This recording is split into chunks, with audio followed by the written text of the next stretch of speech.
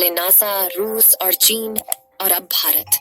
क्यों चांद को अपनी मुट्ठी में करना चाहती है पूरी दुनिया?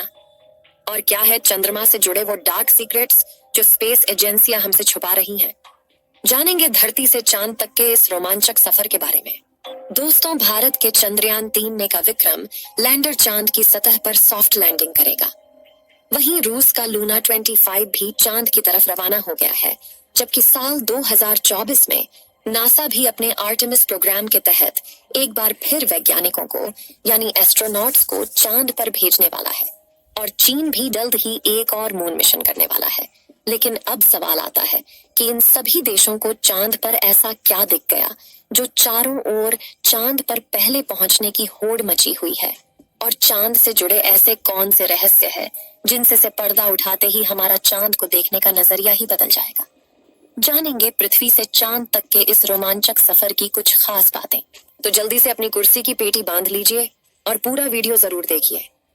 दोस्तों, चांद हमारी पृथ्वी से 3,84,400 किलोमीटर दूर है और अगर हम सीधा रास्ता पकड़ते हैं तो इसी के आसपास डिस्टेंस में ही हम चांद की सतह पर पहुंच जाएंगे।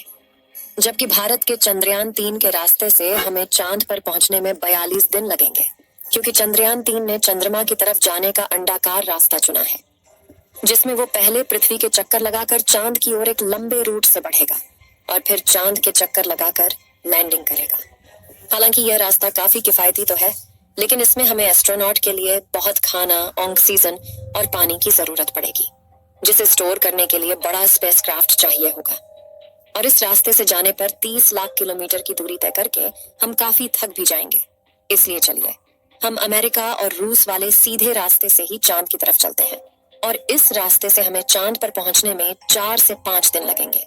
जब स्पेस क्राफ्ट का लैंडर आपको चांद पर उतारेगा तो बाहर आने के लिए आपको सबसे पहले अपना स्पेस सूट पहनना होगा, क्योंकि चांद पर काफी पतला वातावरण है और इसमें ऑक्सीजन मौजूद नहीं है। इसी वजह से सांस लेने के लिए आपको स्पेस सूट के पीछे लगे ऑक्सीजन सिलेंडर का सहारा लेना होगा। स्पेस सूट पहनने के बाद जब आप चांद की सतह पर कदम रखेंगे तो खुद को काफी हल्का महसूस करेंगे। दरअसल चंद्रमा का गुरुत्वाकर्षण पृथ्वी से 6 गुना कम है, इसलिए अगर पृथ्वी पर आपका वजन 60 किलोग्राम है तो चांद पर यह सिर्फ 10 किलोग्राम हो जाएगा। इसी वजह से पहली बार चांद पर कदम रखते ही शुरुआत में आपका बैलेंस बिगड़ेगा और आप चलने के बजाय उछलते हुए नीचे भी गिर सकते हैं। इसलिए चांद की सतह पर संभल कर कदम रखना जरूरी है। खैर, अब चांद की सतह की बात करें तो यहाँ पृथ्वी की तरह सीधे रास्ते नहीं बने हुए हैं, बल्कि चांद की सतह ऊबड़ खाबड़ है और यहाँ जगह जगह पर चट्टानें, पहाड़ और बड़े बड़े क्रेटर यानी गड्ढे हैं। चांद पर यह गड्ढे तो 20 सालों से गिर रहे उल्का पिंडों की वजह से बने हैं और ये 100 सेंटीमीटर से लेकर 25 किलोमीटर तक बड़े हैं। वहीं चांद की मिट्टी यानी कि लूनर सॉइल बिल्कुल ज्वालामुखी से निकलने वाली राख जितनी पतली है और इसका रंग भी पृथ्वी की मिट्टी से ज्यादा डार्क, बिल्कुल सीमेंट की तरह होता है। इस मिट्टी में खुरदरापन न होने की वजह से आप जैसे ही इस पर कदम रखेंगे तो आपके पैरों के निशान बन जाएंगे, जिस वजह से चांद पर सबसे पहले कदम रखने वाले एस्ट्रोनॉट नील आर्मस्ट्रॉन्ग और बज एल्ड्रिन के पैरों के निशान आज भी मौजूद है। अब चांद की खूबसूरत जमीन देखने के बाद साथियों, आप अपनी नजरें जब ऊपर की तरफ करेंगे तो आपको हमारी पृथ्वी भी दिखाई देगी। जैसे पृथ्वी पर चांद का उदय होता है, वैसे ही चांद पर भी पृथ्वी का उदय होता है। बस फर्क इतना है कि पृथ्वी से देखने पर चांद काफी छोटा लगता है और चांद से देखने पर पृथ्वी बहुत बड़ी दिखाई देती है। और यहाँ से धरती की खूबसूरती देखकर आप खुश हो जाओगे। अब अगर आप चांद के उत्तरी ध्रुव पर लैंड करोगे तो आपको अपने आसपास भूतकाल में फैले हुए स्पेस मिशन के स्पेसक्राफ्ट और सैटेलाइट के टुकड़ों के साथ प्लास्टिक बैग में भरा हुआ कूड़ा भी दिखेगा। ये कूड़ा नासा के उन 12 एस्ट्रोनॉट्स ने फेंका है जो चांद पर जा पाए। दरअसल इन बैग्स में इनका मलमूत्र और खाने के रैपर्स और बिस्किट है। वहीं अगर आप चांद के दक्षिणी ध्रुव पर उस जगह उतरते हैं जहां 4 साल पहले चंद्रयान 2 क्रैश लैंड होकर गिरा था, तो वो आज भी आपको उतनी बुरी कंडीशन नहीं मिलेगा, क्योंकि क्रैश लैंड होने के बाद न तो वह बारिश और न ही तूफानी बवंडर से रूबरू हुआ है। इसलिए अगर आप उसे अपने स्पेस क्राफ्ट में फिट करके पृथ्वी पर वापस ले आए तो उसे ठीक करके वापस भेजा जा सकता है। दोस्तों, आप यह तो जानते ही होंगे कि स्पेस के सभी ऑब्जेक्ट्स पर अचानक उल्का पिंडों की बारिश हो जाती है।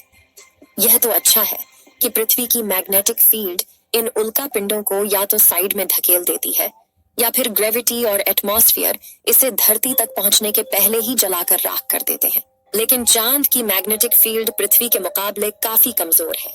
इसकी ग्रेविटी भी कम है और यहाँ घना वातावरण भी मौजूद नहीं है। इसी वजह से चांद पर लगातार उल्का पिंडों की बारिश होती रहती है। ऐसे में कोई भी उल्का पिंड गिरकर आपको पल भर में मौत के घाट उतार सकता है। इसलिए आपको उल्का पिंडों पर नजर लगाए बैठे कमांड सेंटर के वैज्ञानिकों से लगातार संपर्क बनाए रखना होगा। अब अगर आप सोच रहे हैं कि आप अपने किसी दोस्त या फिर लाइफ पार्टनर को चांद पर साथ लेकर जाकर गप्पे लड़ाते हुए अपने मून मिशन पर काम करें, तो आपको बता दें कि ऐसा मुमकिन नहीं है, क्योंकि चांद पर वातावरण न होने की वजह से साउंड वेव चल नहीं पाते। यानी कि अगर आप अपने साथी को कुछ बोलेंगे तो वह आपके होंठ हिलते हुए तो देखेगा, लेकिन आपकी आवाज नहीं सुन पाएगा। इतना ही नहीं, चांद पर आपको अपनी आवाज तक नहीं सुनाई देगी, मानो जैसे मोबाइल की तरह किसी ने आपको भी साइलेंट मोड पर डाल दिया है। हालांकि एस्ट्रोनॉट चांद पर एक दृश्य स्पेस सूट पहनते हैं जिसमें साउंड पुश करवाने के लिए नाइट्रोजन और ऑक्सीजन की मदद से कृत्रिम वायुमंडल बनाया जाता है। साथ ही इन्हें एक माइक्रोफोन वाली हेडफोन पहनाई जाती है जिसके जरिए यह अपने साथी और कमांड सेंटर की आवाज सुन सके और जवाब भी दे सके। अब दोस्तों, चांद पर अपने काम को पूरा करके जब आप सोने जाएंगे तो सुबह आपको सूरज की रोशनी नींद से नहीं जगाएगी, क्योंकि चांद को अपनी धुरी पर घूमने में 28 दिन लगते हैं, जिस वजह से चंद्रमा पर एक दिन 14 दिन का होता है और 14 दिन की रात होती है। यानी कि वहां का एक दिन पृथ्वी के 28 दिन के बराबर होता है। हम चांद का सिर्फ एक हिस्सा आज तक देख पाए हैं, और अगर आप चांद के पिछले हिस्से के अंधेरे वाले इलाके पर पहुंच गए तो आपके साथ काफी खौफनाक चीजें हो सकती हैं। बता दें कि चांद पर कई सालों से सोच कर रहे कुछ वैज्ञानिकों का यह भी कहना है कि भूतकाल में वहां कोई एलियन सभ्यता बसी थी। चंद्रयान 1 ने चांद की सतह पर वाटर आइस और हाइड्रोप्लस के रूप में पानी की खोज की है, जो इंसानों के जीवन के लिए काफी जरूरी है। इसके अलावा अंतरिक्ष में चांद ही पृथ्वी के सबसे करीब है, इसलिए भविष्य में वहां जाकर बसना हमारे लिए काफी किफायती साबित होगा। वहीं यहाँ पर हम एक और स्टेशन भी बना सकते हैं। इन्हीं कारणों की वजह से सभी स्पेस एजेंसी चांद में सबसे ज्यादा दिलचस्पी दिखाती है। तो दोस्तों, अगर भविष्य में मौका मिले तो क्या आप चांद पर जाकर बसना चाहेंगे? अपनी राय कमेंट में जरूर बताएं।